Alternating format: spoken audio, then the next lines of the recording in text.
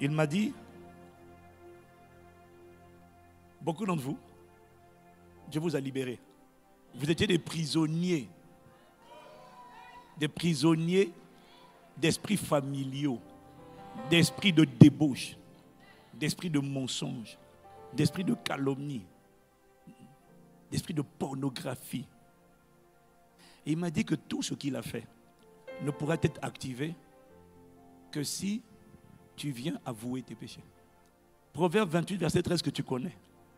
Celui qui cache ses transgressions ne prospère pas. Mais celui qui les avoue et qui les délaisse, il obtient miséricorde. L'Esprit m'a dit que tout ce que tu n'avoues pas, la parole peut venir pour chasser les démons. Il y a des démons qu'on ne peut pas chasser. Pas parce qu'ils sont inchassables, mais parce que tu les caches.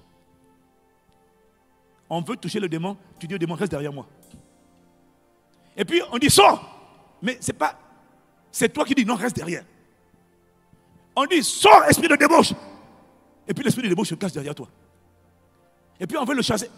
On veut envoyer le feu n'arrive pas à le toucher. Parce que c'est toi qui deviens un obstacle pour que le démon prenne feu. Comment tu fais ça? Il m'a dit, quand tu caches un péché, tu caches l'esprit qui te pousse à pécher. Quand tu caches un péché, tu es en train de donner à l'esprit qui est derrière ce péché un droit d'asile, un droit d'hébergement. Caché, c'est caché. Donc il y a des démons, on ne peut pas les chasser parce qu'ils sont cachés dans la vie des gens. Mais ils sont cachés par qui? Par les gens eux-mêmes. Parce qu'ils sont les collaborateurs, par les forteresses. Ils sont manipulés.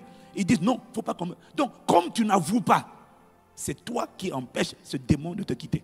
Donc la parole prophétique est venue avec puissance. Mais il y en a chez qui il m'a dit ce matin, elle ne s'accomplira pas. Parce que tu le caches. Je n'arrive pas à le localiser parce qu'il est derrière toi. Ce que tu caches, non seulement tu l'abrites, tu lui donnes un droit d'asile, mais surtout, tu lui permets d'être derrière pour qu'on ne le voit pas. Donc la parole n'arrive pas à le localiser parce que c'est toi qui fais barrage. Comment on arrête de faire barrage? On dit la vérité. Quand on dit la vérité, alors quand on dit la vérité, ce qui était caché est exposé à la lumière. La parole peut maintenant le localiser. La parole peut maintenant le cibler et il peut maintenant dégager ta vie. Parce que quand tu as dit la vérité, tu t'es dissocié, tu as divorcé, tu l'as mis à nu. Tant que tu ne dis pas la vérité, il est caché, il n'est pas exposé. Et on ne peut pas chasser un démon qui n'est pas exposé. Quel que soit ce que tu as pratiqué. C'est pour ça dans les Écritures, il venait confesser la sorcellerie. Il venait confesser.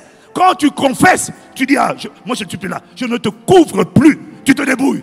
Et maintenant la parole peut le frapper et le brûler. Quand tu vas dire la vérité, nous ne sommes pas des juges. Un seul est juge. On n'est pas là pour juger les gens. Ceux qui sont debout ne sont debout que par la grâce de Dieu. Ça fait longtemps que j'ai arrêté de condamner les gens qui tombent. J'ai découvert que la plus grosse tragédie n'est pas de tomber. La plus grosse tragédie, c'est de mentir tout le temps. Parce que quand tu mens tout le temps, tu permets à l'esprit de continuer de te défigurer. Un esprit de mensonge que tu te donnes dans ta vie, tu sais ce qu'il fait? Il ment pas seulement par ta bouche. Il va mentir dans tous les domaines de ta vie. Quand un esprit de mensonge, tu le tolères, ce qui va se passer, c'est qu'il va corrompre tout. Il va corrompre ton analyse. Il va corrompre tes émotions. Il va corrompre tes sentiments. Il va corrompre ton discernement. C'est-à-dire que les gens voient que ça, c'est quelqu'un de tordu. Les gens tordus, toi, tu les trouves bien. Pourquoi? En fait, ce n'est pas toi. C'est que, comme tu mens, l'esprit de mensonge vient mentir à ton discernement. Il ment à tes émotions. Il ment à tes sentiments. Est-ce que quelqu'un me suit? Il te ment dans tous les domaines. Donc du coup, tout en toi devient faux.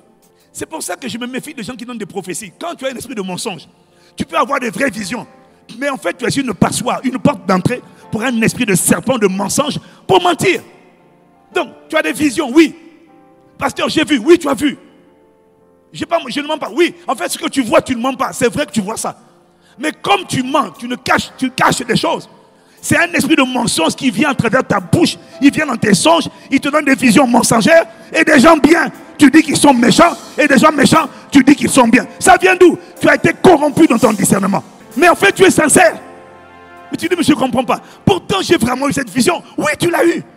Mais comme tu es berger, l'esprit de mensonge, l'esprit de mensonge défigure, il dérègle tout. En fait, il met tout à l'envers. Tant que tu n'avoues pas, tout en toi est mensonge. Même quand tu dis à quelqu'un je t'aime, tu sais que 70% de la communication est non verbale. Il y a des gens quand ils disent je t'aime bien, c'est-à-dire que les mots sont exacts. Mais à force de mentir, celui qui a le discernement, on va sentir que tu es nerveux. Tu dis à une soeur je t'aime. Si elle a le discernement, c'est bizarre parce que ce que tu es parle toujours plus fort que ce que tu dis à un moment donné. Donc on sent que tu mens. Donc tes propos sont mensongers. En fait, tout est mensonge. C'est terrible. Et tu ne fais pas exprès. Et nous, parfois, quand Dieu révèle, gloire à Dieu, mais des fois aussi on ne sait pas. Mais il y a toujours un moment où la chose arrive à la moisson et puis on va discerner. Alors quand tu vas avouer, on ne va pas te juger. Mais quand tu vas avouer, il est possible, il est probable même, si tu es responsable, que tu sois sanctionné. Et c'est pour ça que tu ne dis pas la vérité. Parce qu'une voix te dit, si tu dis la vérité, on va te sanctionner. Mais tu sais mon frère, ma Bible dit que dans la vie, tout ce qu'on a semé, on va le récolter. Mais la récolte là n'est pas permanente. C'est juste pour un temps. Quand David a péché, contre Bathsheba, ce qu'il a semé, il a récolté. Il a récolté la révolte d'Absalom. Il a récolté beaucoup de mauvaises choses. Mais ça n'a pas duré toute sa vie, mon frère. Ça a duré un temps. Tout ce que tu as planté va pousser. Maintenant, quand ça pousse, ne te plains pas en disant « Ouais, mais je ne comprends pas, pourquoi on me traite comme ça, pourquoi me... » Non, non, non, mon frère, sois humble. Quand tu as volé, si on te met à la maison d'arrêt, tu n'as pas dit que c'est injuste. Le but de la maison d'arrêt, ce n'est pas pour te rejeter. La maison d'arrêt, c'est pour te permettre d'être seul avec toi-même. De prendre le temps de méditer. C'est ce que tu as fait. C'est pour ça qu'on isole les gens. C'est pour ça qu'on met sous discipline. Ce n'est pas pour punir. C'est pour donner une opportunité de prendre le temps d'être seul avec toi et Dieu et Satan et de réfléchir. Est-ce que ça valait la peine d'arriver là où je suis arrivé? Est-ce que ça valait la peine de faire le mal que j'ai fait? Est-ce que ça valait la peine? Ça m'a apporté quoi? C'est pour ça que les gens vont en prison quand ils sont coupables. Mais la prison ne dure pas toujours. Mais quand quelqu'un a été en prison, c'est une opportunité pour se retrouver avec lui-même. Et beaucoup, quand ils ont fait la prison, pendant qu'ils sont en prison, ils réfléchissent au mal que j'ai fait, aux gens que j'ai déçus, aux gens que j'ai volés, aux gens que j'ai expropriés, aux gens que j'ai escroqués, les gens dont j'ai abusé la confiance, les femmes avec qui j'ai fait du mal, j'ai violé. Est-ce que ça valait la peine? C'est une opportunité pour expérimenter une véritable repentance.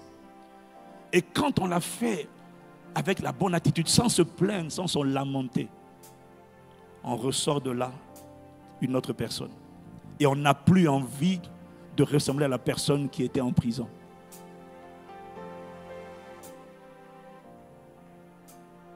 Et c'est là qu'on devient une meilleure personne.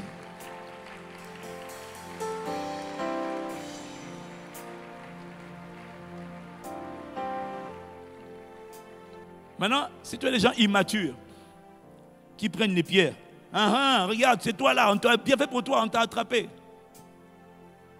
Laisse-les parler. Ce qui compte pour toi, ce n'est pas l'approbation des hommes, c'est la miséricorde de Dieu. La miséricorde de Dieu, ma Bible dit dans Jacques 2, verset 13, la miséricorde triomphe du jugement. La miséricorde de Dieu. Vous vous rappelez de la différence entre la grâce et la miséricorde, non?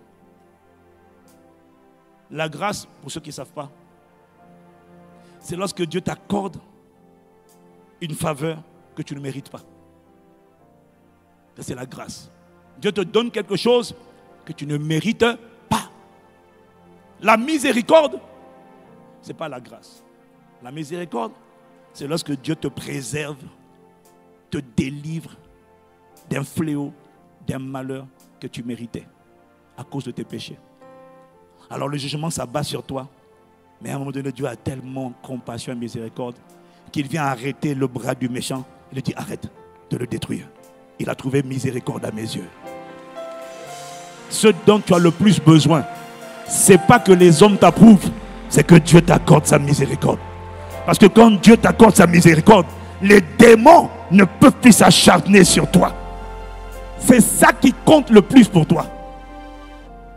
Et on admirera toujours les gens qui ont déconné, qui sont humiliés, qui ne sont pas pleins. Et on va les réintégrer. Et tu seras la meilleure version qu'on n'avait jamais vue. C'est ce que Dieu m'a dit ce matin pendant que je priais pour toi. Quelle que soit la prophétie, la semence, tant que tu caches, c'est toi qui empêches Dieu de te libérer. Il ne peut pas quand tu caches. Tu dois te séparer de lui. Lui, il est là, toi, tu es là.